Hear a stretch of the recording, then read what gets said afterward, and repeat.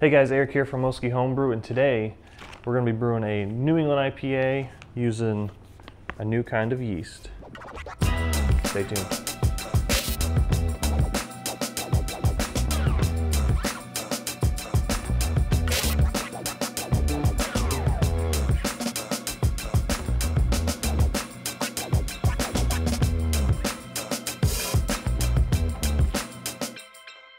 So there's two big things that make this yeast different than any other yeast for brewing, and that's the temperature that it can ferment at and the speed at which that it can ferment at. There's a lot of other videos on YouTube, and I'll link some down below that I was looking at about the yeast more in detail, but today I'm just going to show you how we're going to brew with it.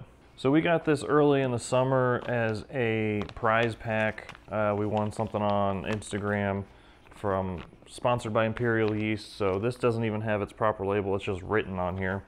And I hadn't even realized what it was until I looked at it a little more closely. But this is, I believe, their A44 yeast. It is called Kveik, and I believe it is a 3 different blends of Norwegian Kveik. Don't know what blends they are, but Kveik can produce a ton of tropical fruit aromas. Pineapple, guava dominate the aroma profile with other tropical and stone fruits mixed in. While a lower pitch rate can be used to really drive these aromas, care should be taken to ensure continuous high fermentation temperature with a low pitch rate. So, fermentation temperature range from 75 degrees to 97 degrees. That's insane. Otherwise, this is much like many of the Kveik strains, having a wide temperature range and used for a number of different beer styles. It works well in hazy IPAs and traditional Norwegian ales. However, it also works well with kettle soured worts to produce an amazing fruit character in the finished beer. I was reading online, people were having full finished beer within 3 or 4 days, and you can actually brew and ferment and drink the beer in the same week. So within 7 days, you can be drinking your beer.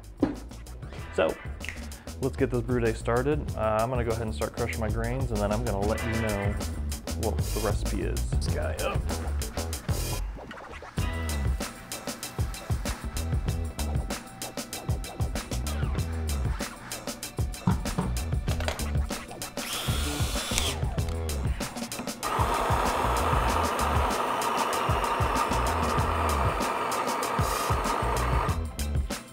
That's not good.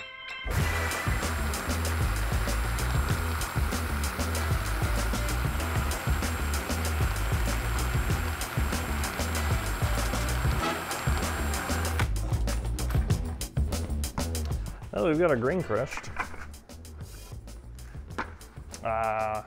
Probably should have already been heating up the water. That probably would have saved me some time, but I didn't. So we're gonna go heat the water behind me.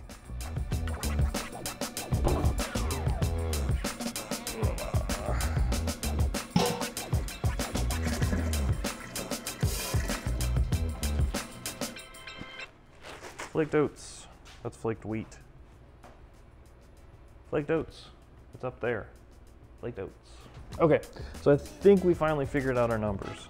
Our recipe is going to be 7 pounds 2-row, 1 pound flaked oats, which I've got right here. I've still got to add 1 pound white wheat malt and 8 ounces of honey malt. We're going to add 4 ounces of dextrin or maltodextrin, just to see how that affects the beer overall also. We're doing small batch brew in a bag, 2.75 gallons in our 3-gallon fermenter.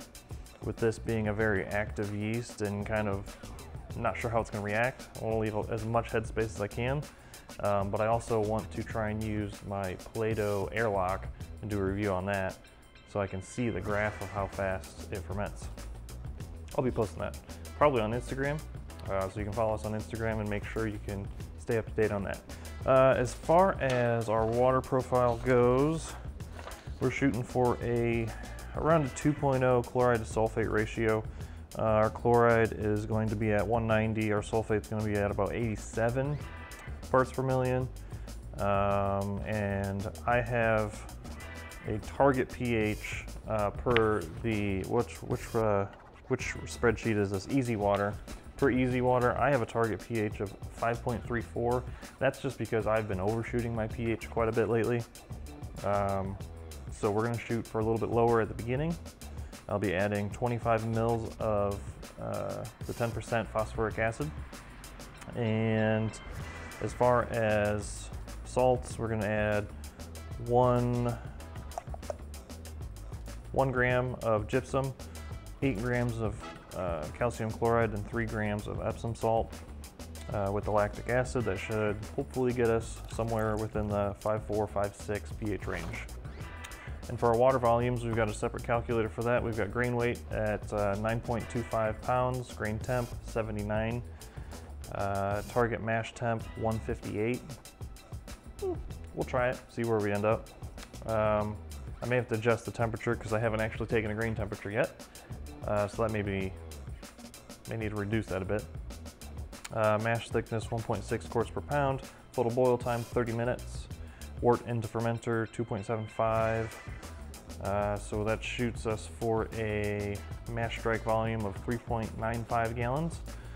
And at 167 degrees, and a sparge volume of 1.36 gallons at 170 degrees or so.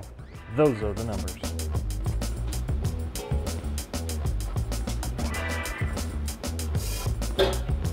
Wonderful thing are clamps. Hold the bag to the side while you stir it and just helps hold things.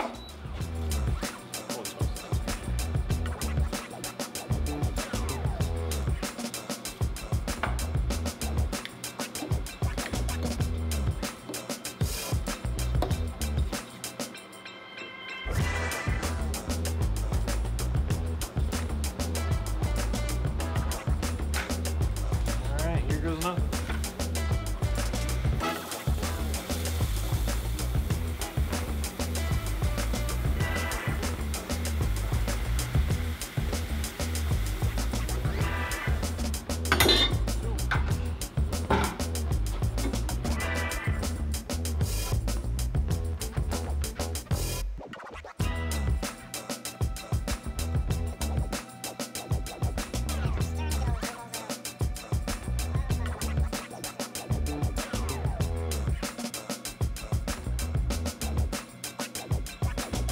Once we get all the dough balls out of our mash, and then we're going to go ahead and mash for 60 minutes. Once that's complete, we're going to remove the bag. Since we are doing brew in a bag, remove the bag from our mash tun, and we're going to squeeze the bag a little bit, which is going to give us a little extra volume and get us a little better efficiency in the end.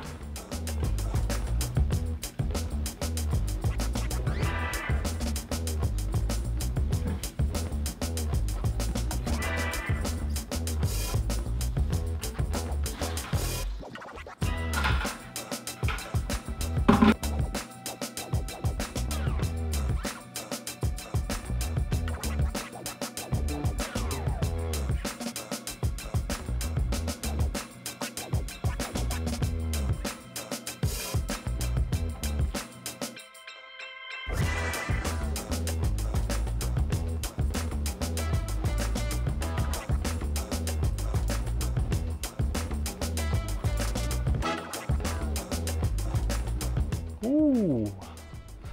All right, guys, so we finished up a brew day. We went ahead and pitched the yeast. We ended up with a gravity, original gravity of 1064. So that'll be pretty good. It'll be good, probably 6-7% New England IPA, hopefully. Pitched the yeast, no activity yet. I'm fully expecting that this yeast is gonna be active probably by tonight. It is already 4 o'clock. My guess is the yeast will probably be active 10 o'clock or so. I've got my Play-Doh airlock on there, so I'll be able to remote monitor it from my phone, at least from a bubbles per minute perspective. We're fermenting just in my garage because of the high temperature range of the yeast. The garage is probably hangs around 90 degrees or so, probably a little bit cooler at night. I do have it temperature controlled on the cool side in case it does get too warm. Once we do get some active fermentation, we get a good krausen on the top, I'm going to throw in a few more hops for a dry hop, and then wait it out a few days, wait till it's about done, do another gravity reading, and then maybe even keg it, depending on how fast it actually happens and how fast it actually gets done. All right guys, so here you can see me adding the first dry hop addition. And for this hop addition, we're gonna add 1/2 ounce Eldorado, 1/2 ounce Cascade, and 1/2 ounce Citra. Very active fermentation. As soon as I put this airlock back on, it's gonna go ahead and start bubbling away. Hey guys, we're here now 7 days later from the time of brewing it, almost to the dot. I think it's ready for kegging. We're gonna go ahead and take a gravity measurement and then throw it in the keg and give it a taste, see how it tastes, and then wait for it to carb up and cool down.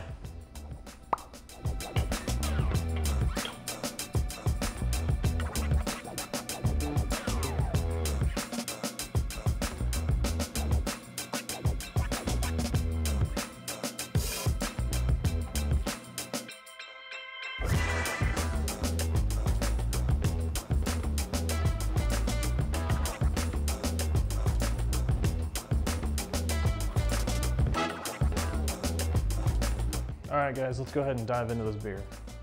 The color, as it pours from the tap, is definitely golden.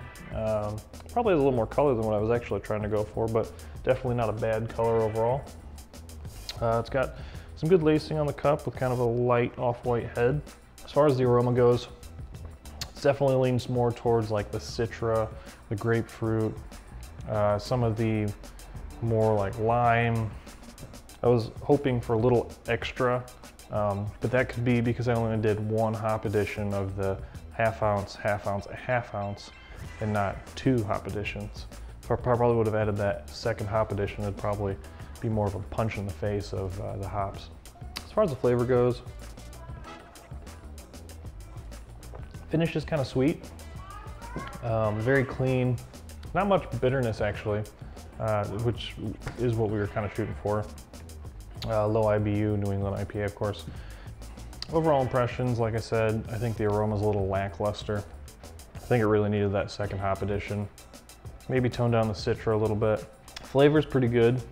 Like I said, it has a little bit of residual sweetness to it. Original gravity was 1064, it finished at 1010. I believe that's about 7%. Drinks very smoothly for a 7% beer. What else would I change about this? I used the Kveik yeast from Imperial Yeast Labs, the A44. I think it's technically the Kveiking.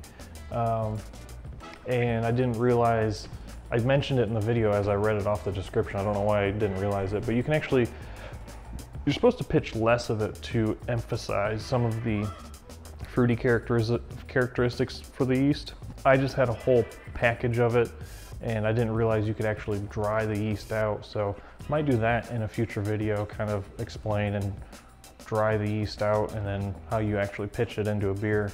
I think it was a good first take on the Kveik yeast, just because I brewed this 2 weeks ago and now I'm drinking it. I could have done it faster if time would have allowed me to, as far as just having time to keg it and do all that stuff a little bit earlier. I actually kegged it after a week, and then I'm not getting to this video until the following weekend. So this is 2 weeks from brewing it. I could have been drinking it probably 3 days after I would have originally kegged it. So maybe 10 days, and that was even slacking from brewing it. I could have been drinking it. But like I said, it got a little overcarbonated, had to degas it a little bit. Still a little overcarbonated probably, but it does have a good head and good lacing on the cup at least. So if you guys like this type of video, where we brew the beer and then do a tasting afterwards, maybe we split it up into 2 different videos, make sure to leave a comment below.